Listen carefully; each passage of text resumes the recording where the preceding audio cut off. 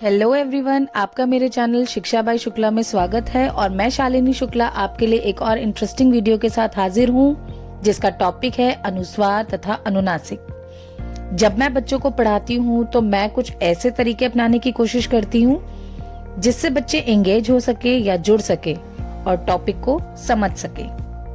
बिना देरी किए हुए चलिए बढ़ते हैं अपनी टॉपिक की ओर और शुरू करते हैं अनुस्वार और अनुनासिक। सपोज अनुस्वार और अनुनासिक दोनों भाई हैं। दोनों के पास एक तारा है, तारा यानी आप इसे कह सकते हो बिंदु, लेकिन एक के पास तारे के साथ चांद भी है।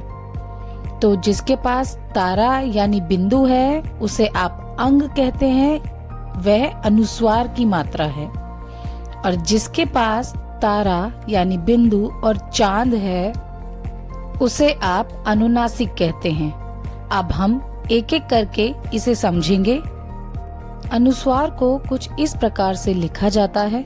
इसका उच्चारण करते समय ध्वनि पेट से होकर नाक से निकलती है।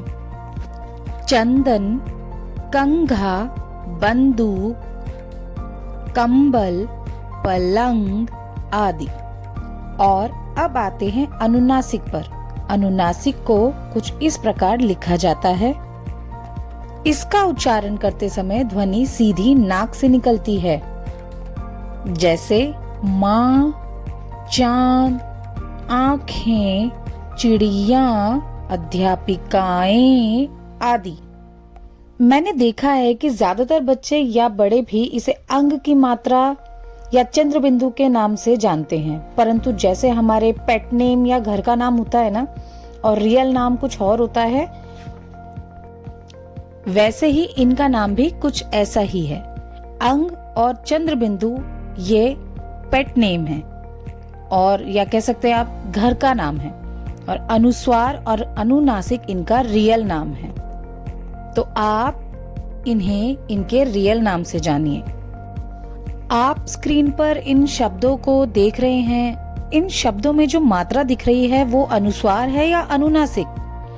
दिखने में तो ये अनुस्वार नजर आ रहा है, परंतु जब आप इसका उच्चारण करेंगे तब इसकी ध्वनि नाक से निकलती हुई महसूस होगी।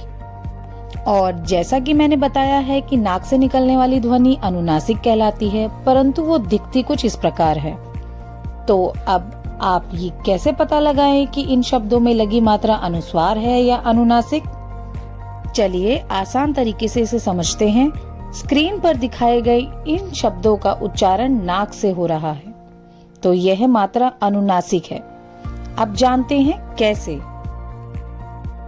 जब भी किसी शब्द के आखिरी अक्षर में ए, ओ या फिर ई की मात्रा आती है तो अनुनासिक का चांद नहीं लगाया जाता, क्योंकि वहां ऑलरेडी ए, ओ या फिर ई में से कोई एक मात्रा लगी होती है, तो चांद बनाने का हमें स्पेस नहीं मिलता। इसीलिए केवल मात्रा के पीछे अनुनासिक का बिंदु लगाया जाता है।